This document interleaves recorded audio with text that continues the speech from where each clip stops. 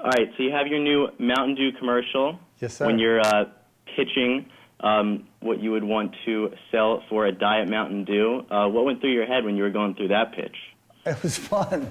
I mean, it was a unique opportunity, and just the irony of the whole thing and the fun of the commercial. It was just a unique opportunity for me. So you're going to give me all of that for this last Diet Mountain Dew? Yeah, I just love the taste of Diet Dew.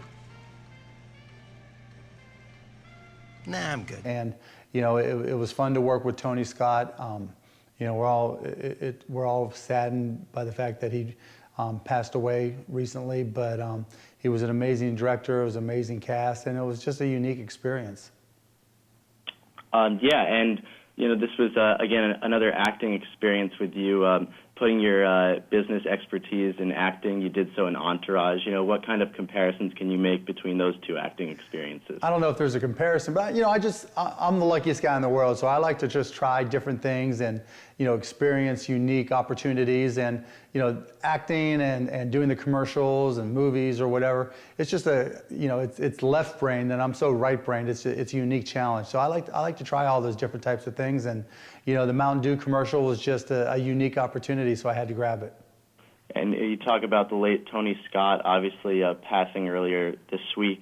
What kind of experience was it like being part of one of his late projects? I mean, he was amazing. I mean, it's just so heartbreaking to hear what happened.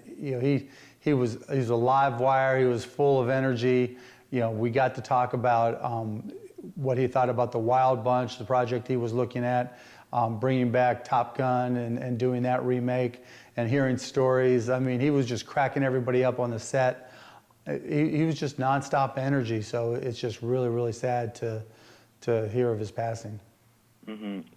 On a different note, obviously, you were making a business deal there, and you saw something in the actor in the commercial. What are some other traits that you see in certain people, maybe on Shark Tank, maybe somewhere else, that you want to invest in their company? I always look for the same traits. Has someone done their homework?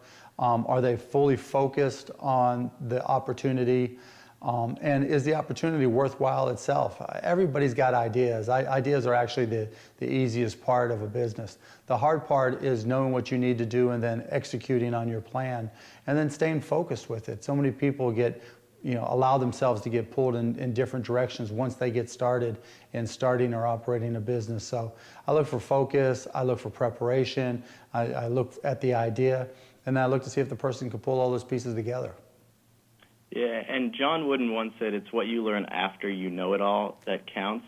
Is there anything, looking back now that you've been a successful businessman for a long time, that you didn't know at the beginning of your career that you've kind of learned as time has gone on? Oh, I mean, everything. I learned how to know what I don't know, I guess, is the difference. When I first got started, I think I thought I knew everything, or that if I didn't know it, I could figure it out in a heartbeat. And I worked hard to try to learn the things I didn't know, but over the years, I've come to the realization there are just some things that I just don't know, and that's okay. And the things I don't know, it's a lot better if I just recognize it, accept it, and go find somebody who can fill that skill set or fill that knowledge base and complement what I can do. Whereas when I first got started, I tried to do it all. Mm-hmm. And now owning a sports team might be a great investment, but for someone, a sports fan who can't quite own a sports team, what are some other good investments in the sports world that you can recommend? None.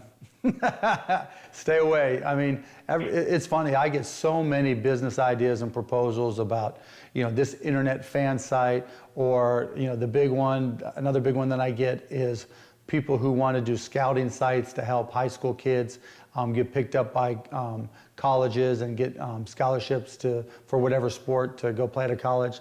There's just so many of those. It's rare that an idea is actually unique in the sports area, particularly when it comes to technology. So it always comes down to execution of the idea and having capital to really push it forward. And normally I'm not a big believer that capital makes a difference, but if you're going to make the mistake of going into a highly penetrated, highly competitive area like sports, then you deserve what you get. I typically would not tell anybody to invest in the sports arena, any angle whatsoever. And now in sports, you're almost more of a fan than a corporate owner. We see you sitting courtside at Mavericks games in a T-shirt. When did you decide to take that premise as an owner rather than sitting up in a skybox? I mean, I've been a Mavs fan, a sports fan my entire life. I just didn't think that because I bought the team that I should change who I am or change how I act. I mean, if you think I'm crazy at a Mavs game now, you should have seen what I was like before I bought the team. I was out of my mind. And the whole logic, I guess, if you want to call it that, is one of the beauty of going to a sporting event or watching a sporting event. It's one of the few times we get to let out all of our aggression. And so during a game, you can see me get all wild and involved in the game and all excitable. But once the game's over, if we lose, it might take me a little time to calm down, and if we win, it might take me a little time to calm down.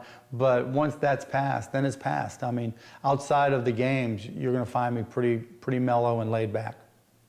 And outside of the Mavs, is there another particular sports team that you root for, or a team you have particular respect for? Well, I grew up in Pittsburgh, and I've been in Dallas for a long time, so I'm pretty much a hardcore fan of the teams of both cities. So I'm a Steelers fan, a Pirates fan, a Penguins fan from Pittsburgh, and I'm a Cowboys fan and a Rangers fan and a Stars fan here. I have season tickets for everything. So yeah, I'm hardcore sports across the board. I love to watch, love to go to games. I mean, none of them compared to the Mavs, obviously, but I'm just a hardcore sports fan. My dilemma is when a Pittsburgh team plays a Dallas team. My dad's 86 years old, and he just doesn't like the idea that I could root for a Dallas team against a Pittsburgh team. So fortunately, Pittsburgh doesn't have an NBA team, so I'm safe there, but I'm hardcore sports all the way across the board.